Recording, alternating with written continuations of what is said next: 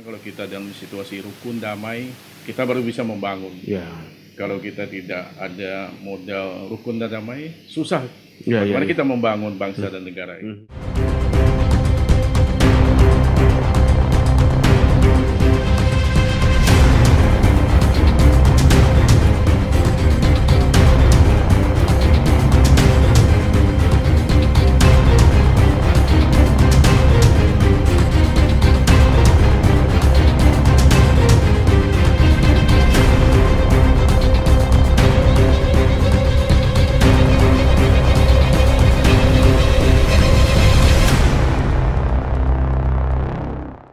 Assalamualaikum warahmatullahi wabarakatuh. Selamat sore dan salam sejahtera untuk kita semua.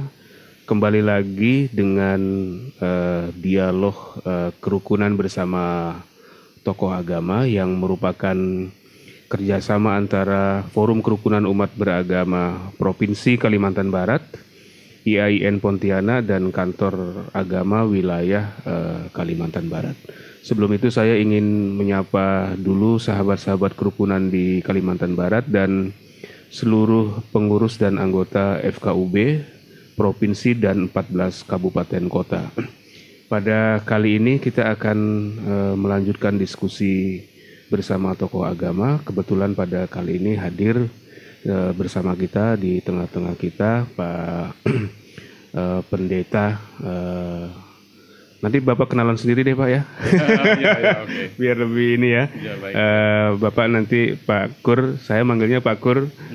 Nanti Pak Kur boleh memperkenalkan diri dan kita akan bincang-bincang ringan aja nih Pak Kur di tengah-tengah suasana di mana kita punya tanggung jawab moral untuk terus merawat kerukunan, persatuan, kedamaian di antara kita, terutama umat beragama baik internal maupun eksternal, karena kerukunan, persaudaraan dan persatuan itu modal sosial yang sangat besar untuk membangun masa depan bangsa. Jadi nanti Pak Kur bisa berbagi kepada kita bagaimana perspektif Buddha di dalam melihat aspek-aspek membangun kerukunan di antara umat beragama di tengah-tengah kondisi bangsa kita yang kalau kita lihat di berita-berita sosial media Pak Kur ya, itu banyak sekali narasi-narasi yang saling bertabrakan dan acap kali berpotensi untuk pecah belah dan lain-lain. Begitu Pak Kur. Silakan Pak Kur kenalkan diri terus Pak Kur bisa bercerita ke kita. Ya, terima kasih Pak Mukti, moderator kita yang keren. Terima kasih Pak Kur. Kayak penyiar radio dia. Kayak penyiar radio. Ya. Baik, pemirsa ya. Boleh penonton. Jadi Pak Kur, ini dialog kita nanti akan bisa ditonton di 3 channel YouTube Pak Kur. Ya. Ada channel FKUB, ada channel Kanwil Agama, dan channel IAIN. Oke, siap. Baik, saya perkenalkan diri dulu. Nama saya Pandita Loring Kurniadi Darmara. Dari perwakilan umat Buddha Indonesia Provinsi Kalimantan Barat. Jadi senang sekali saya bisa hadir di studionya Pak Mukti. Dalam cara kopiah Mukti ya. Kopiah Mukti, sebuah nama yang keren ini. Ini hanya pinjaman aja nih Pak Kur. Iya. Yang penting ngopinya. Ya, baik. Kita sore ini kita bincang-bincang santai tentang kerukunan itu ya. Memang kalau di Buddha, kalau berbicara mengenai kerukunan di Buddha itu memang dari sejak perkembangan agama Buddha hingga sekarang itu selalu berkomitmen untuk menjaga kerukunan. Itu bisa ditelusuri dari sejarahnya Sang Buddha sendiri dari 2.500 tahun yang lalu di India. 2.500 tahun yang lalu. Lama juga Pak. 500 tahun sebelum Masehi. 500 tahun sebelum Masehi. Ya. Itu dalam pembabaran dari Pangeran Siddhartha Gautama itu memang tidak pernah menekankan tentang kekerasan. Jadi selalu membangun kesadaran.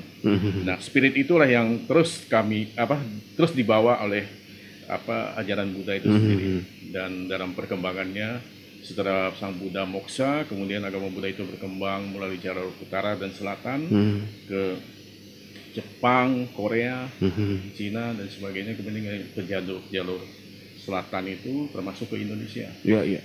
Nah itu dalam perkembangannya itu memang tidak ada berdarah-darah, itu tidak ada. Tidak ada sejarah yang berdarah-darah ya. Tidak ada pemaksaan. Itu selalu membangun sebuah kesadaran. Nah, kerukunan itu sebenarnya seperti yang tadi sudah Bang Bukti katakan, itu modal sosial yang sangat besar. Ya. Memang kalau kita dalam situasi rukun damai, kita baru bisa membangun. Ya. Kalau kita tidak ada modal rukun dan damai, susah. Ya, bagaimana ya. kita membangun bangsa dan negara ini. Nah, saya kira kita semua sudah sepakat dan harus menerima kenyataan bahwa Indonesia ini adalah negara yang sangat plural ya, majemuk, termasuk dalam keyakinan juga. Sebenarnya kalau agama yang diakui itu ada 6 ya, tapi selain itu aliran kepercayaan itu sebenarnya sangat banyak, dan itu sebenarnya kiblatnya ataupun kepercayaannya juga kepada Tuhan yang Maha Esa.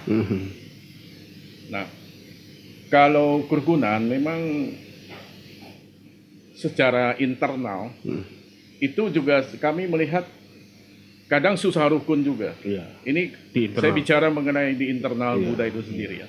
Kami pernah satu pengalaman yang sangat berharga di internal Buddha itu sendiri ketika itu di mana Pak Kur? Di Jakarta. Di Jakarta. Okay. Jadi ada sejarah pahit. Jadi Buddha ini sebenarnya juga majemuk, bukan satu. Di Buddha itu ada mazhab Hinayana, Mahayana, kemudian dalam perkembangannya itu ada Tantrayana. Kemudian dari 3 mazhab besar ini juga berkembang majelis-majelis. Dan ada majelis itu pecahan itu dari mazhab ini ya? Atau gimana? Ada beberapa majelis yang pegang mazhabnya Hinayana. Oke. Ada yang beberapa majelis pegangnya Mahayana. Ada yang Tantrayana. Jadi dari 3 mazhab itu lalu terbentuk kira-kira kalau di tingkat pusat itu ada 25 majelis. Kalau di Kalimantan Barat ini ada 12 majelis. 12 majelis. Nah, kami punya pengalaman yang buruk ketika tahun 98 begitu ya. Di internal Walubi. Walubi ini kan sebenarnya organisasi dari majelis-majelis agama Buddha dan lembaga agama Buddha. Nah, pada waktu itu ada memberikan semacam penilaian secara sepihak bahwa aliran A itu sesat, bukan Buddhis gitu. Bukan Buddhis. Padahal sebenarnya nyata-nyata itu juga sumbernya pegangan kitab sucinya juga dari pangeran, dari Buddha Gautama. Nah, pada waktu itu terjadi konflik ya.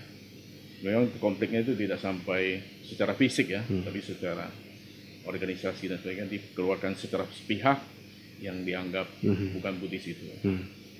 Nah, dari situ ada semacam terjadi perpecahan di Walubinya itu sendiri. Nah, setelah masa-masa itu berkembang, ternyata situasi juga tidak membaik, tidak bagus. Nah, akhirnya pada tahun 98 itu Walubi itu melakukan sebuah reformasi ya, pembaharuan. Dulu namanya perwalian. Jadi perwalian itu lebih memiliki kewenangan yang lebih ya. Kalau wali. Kalau perwakilan 98 itu mulai di paradigmanya itu bukan perwalian lagi, tapi perwakilan. Nah, sejak itu menerapkan prinsip non-intervensi. Artinya menghargai setiap aliran atau non-sekte yang ada di Buddha itu sendiri. Nah, sejak saat itu keadaan sudah mulai rukun dan damai. Tidak ada konflik, tidak ada perdebatan lagi. Karena masing-masing itu menghargai dan menghormati. Non-intervensi, tidak boleh mengobok-obok, tidak boleh campur aduk, campur tangan atas keyakinan dari salah satu sekte itu. Nah, dari situ sebenarnya di internal kami belajar bahwa sebenarnya kalau dibawa lebih luas dalam kehidupan bermasyarakat, berbangsa dan bernegara, di mana dengan kaitannya dengan agama lain juga saya kira juga sama, bahwa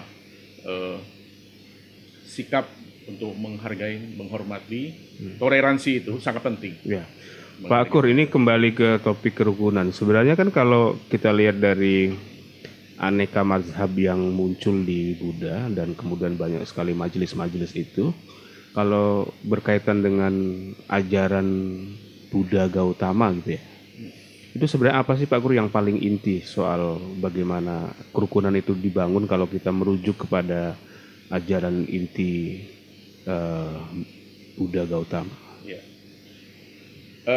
Kalau ajaran inti dari Buddha Gautama itu adalah Maitri Karuna sebenarnya. Maitri Karuna. Maitri Karuna. Artinya memberikan kebahagiaan, mencabut duka, memberi suka. Mencabut duka, memberi suka. Memberi suka. Itu Maitri Karuna. Artinya seorang Buddhis dalam hidupnya itu harus berusaha untuk memikirkan kebahagiaan orang lain. Oh, jadi duka itu maksudnya duka diri sendiri ya? Duka orang lain. Oh, duka orang lain. Duka orang lain. Jadi kalau seorang Buddhis akan sangat merasa bermakna hidupnya, akan bahagia ketika dia bisa memikirkan kebahagiaan orang lain, memberikan manfaat bagi orang lain. Nah, kan sebenarnya kalau kita bicara mengenai moderasi itu kan jalan tengah. Kalau di Buddhis itu juga sebenarnya jauh-jauh hari itu dari Buddha Gautama itu juga sudah mengajarkan bahwa jalan tengah itu adalah sebenarnya kalau di Buddhis itu ada istilahnya tuh segala sesuatunya ada itu ekstrim kiri. Segala sesuatunya itu tiada, ekstrim kanan. Segala sesuatunya ada, itu ekstrim kiri. Segala sesuatunya tidak ada, tiada, ekstrim kanan. Maksudnya apa tuh Pak? Nah, Buddha Gautama itu mengajarkan jalan tengah. Jadi jangan terikat kepada sesuatu yang keberadaan, maupun terikat pada sesuatu yang sudah tiada. Waduh, jadi agak filosofis ini ya. Jadi di antara ada dan tiada, itu Sang Buddha mengajarkan jalan tengah. Yaitu inti hakikat. Nah, inti hakikat itu adalah inti hakikat setiap manusia. Itu sebenarnya Maitri Karuna itu. Artinya hidup itu harus memberikan manfaat bagi orang lain, memberikan kebahagiaan. Kalau hidup kita membuat orang susah, menderita, nah ini kalau di Buddha itu karmanya berat gitu. Oh, apa Pak? Berupa apa kalau karma di Buddha itu? Ya kalau misalnya seorang manusia itu dalam hidup sekarang ini sifatnya seperti binatang, ada kemungkinan setelah meninggal nanti lahir kembali akan lahir sebagai binatang. Karena kalau kehidupan kelahiran dan kematian di Buddhis itu semacam sebuah siklus. Nah, dia akan terus menerus berputar gitu. Hidup mati. Ya ibarat kita seperti bangun tidur gitu. Ketika kita tidur itu adalah pada saat kita mati. Itu semacam inilah ibaratnya seperti itu. Ketika kita bangun itulah kita hidup kembali. Nah, di antara hidup dan mati itu yang paling penting adalah sebagai seorang manusia itu punya inti hakikat bahwa hidup sekarang ini harus dipergunakan dengan sebaik-baiknya dalam rangka untuk memberikan manfaat bagi orang lain.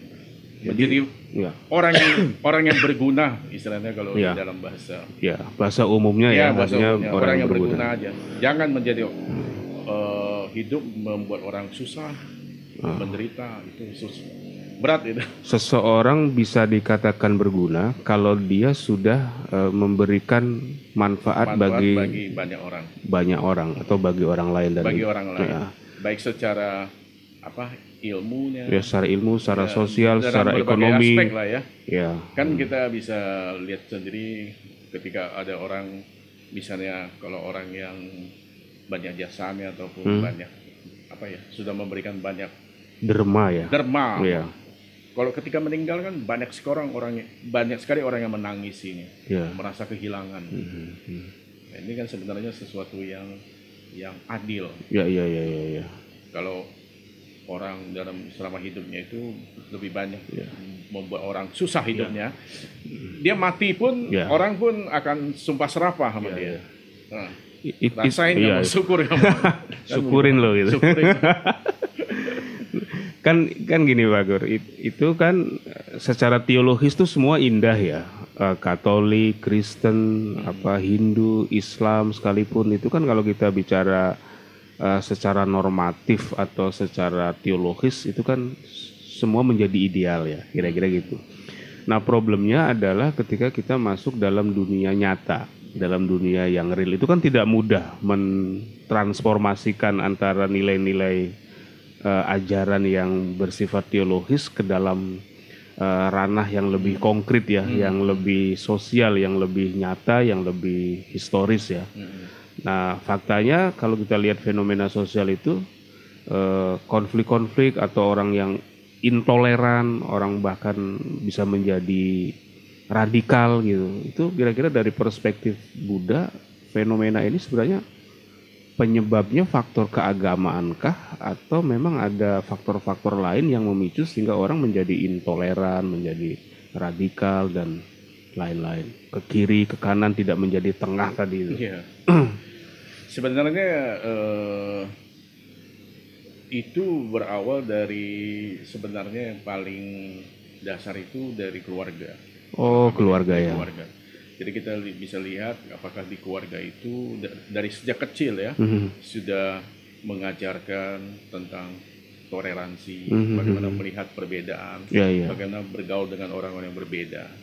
Nah kalau keluarga itu memberikan treatment dan memberikan semacam ya mengajarkan kepada anaknya lah tentang bagaimana indahnya perbedaan itu, menghormati orang yang berbeda agama, suku dan sebagainya. Saya kira kalau sudah dibangun sejak kecil, seorang anak itu akan ketika dewasa itu akan bertumbuh, akan terbentuk. Apalagi ketika sekolah. Nah, sekolah itu kan mulai ditanamkan lagi kan, karakternya mulai dibangun. Nah, sebenarnya kalau kami melihat seorang itu bisa jadinya intoleran atau radikal itu sebenarnya tidak terlepas dari pendidikan di keluarga. Kembali lagi kepada tanggung jawab kedua orang tuanya. Iya. Artinya balik ke keluarga dulu ya. Artinya kalau situasi atau suasana keluarganya sudah harmonis, biasanya akan membawa energi harmonis juga ke di luar rumahnya. Kira-kira gitu ya. Bermula dari diri sendiri, keluarga, baru ke masyarakat, baru ke negara, kira-kira mungkin strukturnya begitu ya, tahapan-tahapannya begitu. Nah, terus gini Pak Kur, ini kan kita di Kalbar ini kan kebetulan pada tahun ini akan menyelenggarakan pesta demokrasi. Nah, kalau nggak salah ada 7 kabupaten kota ya yang akan pilkada langsung pada tahun ini di bulan Desember kalau nggak salah, Desember 2020. Nah itu biasanya setiap ada momen-momen politik, kontestasi politik, itu biasanya tuh aspek-aspek etnisitas, agama dan lain-lain itu menjadi bagian dari kampanye para mereka yang akan bertarung atau berkontestasi. Dan itu biasanya suka dipinjam tuh soal-soal, dan itu seringkali itu bisa memecah konsentrasi orang untuk harmoni, rukun dan lain-lain. Nah, apa kira-kira himbauan Pak Pandita nih untuk menyikapi masalah-masalah ini, baik di internal umat Buddha maupun di tempat lain? Ya sebenarnya harus kita akui bahwa di Indonesia ini politik sara itu masih laku, masih jadi komoditas. Jadi ketika datang musimnya pilkada itu memang selalu kita dengar dan kita saksikan itu membawa suku dan agama itu membawa. Sebenarnya kalau politik ya harusnya ranah politik ya. Agama sebenarnya harus menjaga garis batas yang tegas gitu. Jangan sampai agama itu juga mau dibawa-bawa. Sebenarnya kan seperti itu. Menjadi alat politik. Alat politik apalagi. Nah, saya kira memang kita dari kaum agamawan itu memang harus hati-hati. Jangan, memang kalau orang politik kan pasti ada kepentingannya. Tidak ada kepentingan. Ya, kepentingan dukungan, suara dan sebagainya. Tapi kalau agama itu dibawa, saya kira yang rugi sebenarnya ya komunitas agama itu sendiri, dan nama agama itu sendiri. Nah, saya kira kalau dalam pilkada ini memang kita ya harus merupakan sebuah proses kan, proses kita untuk berdemokrasi, untuk memilih pemimpin yang terbaik kan, untuk melanjutkan pembangunan. Nah, saya kira ya agama ya sebenarnya tidak boleh masuk gitu, tidak boleh melibatkan diri. Itu saja sebenarnya. Pak Kur, boleh ini di sesi terakhir mungkin bisa memesankan ke umat internal di Buddha dan untuk agama-agama lain, untuk ajakan bagaimana kita terus merawat toleransi, kerukunan, perdamaian, harmoni. Ya, kita sebenarnya bisa lahir di Indonesia itu bukan sebuah hal yang kebetulan. Tapi kalau di dalam ajaran Buddha itu adalah karena jodoh. Jodoh bisa lahir di Indonesia. Jadi ketika kita lahir di Indonesia, kita harus ya mencintai Indonesia dengan sepenuh hati. Bagaimana mengerahkan seluruh kemampuan yang ada untuk membangun bangsa dan negara ini. Nah, Indonesia adalah negara yang sangat majemuk. Saya kira sudah diakui oleh dunia ya. Jadi ini sebenarnya merupakan tugas kita bersama, bagaimana terus menjaga dan merawat kemajemukan itu. Dan kuncinya itu adalah bagaimana kita harus selalu menjunjung tinggi toleransi, menghargai perbedaan. Kita tidak boleh memaksakan kehendak. Pemahaman yang sempit, fanatisme yang sempit terhadap agama itu pada akhirnya akan membuat ruang ataupun kehidupan berbangsa dan bernegara kita ini menjadi terkoyak. Nah, bagaimana kita, kalau di Buddha itu sebenarnya ada dua prinsip yang ditanamkan, yaitu bakti kepada agama. Jadi kami di Buddha itu ada dharma, ada namanya dharma agama dan dharma negara. Nah, dharma agama bagaimana kita menghayati dan mengamalkan ajaran. Nah, pada saat yang bersamaan kita juga harus membaktikan diri pada dharma negara. Nah, itu dua-dua ini sangat penting, tidak terpisah. Baiklah Pak Kur, sahabat-sahabat kerukunan di Kalimantan Barat, seluruh pengurus dan anggota FKUB se-Kalimantan Barat, Indonesia itu lahir dan berdiri karena keragaman dan kemajemukan. Keragaman dan kemajemukan itu adalah anugerah Tuhan yang luar biasa. Dia bisa digunakan untuk hal-hal yang negatif, tapi dia juga bisa digunakan untuk hal-hal yang positif. Dalam forum dialog ini kita mengajak seluruh warga khususnya Kalimantan Barat untuk terus merawat keragaman dan kerukunan, harmoni, perdamaian dan seterusnya. Ini ngomong-ngomong, terima kasih Pak Kur sudah membersamai kita pada kesempatan kali ini, dan jangan lupa untuk terus nonton dan saksikan dialog kerukunan bersama tokoh agama di 3 channel YouTube kita yang tersedia, di Forum Kerukunan Umat Beragama channel, Kantor Wilayah Kementerian Agama Kalimantan Barat, dan IAIN Pontianak.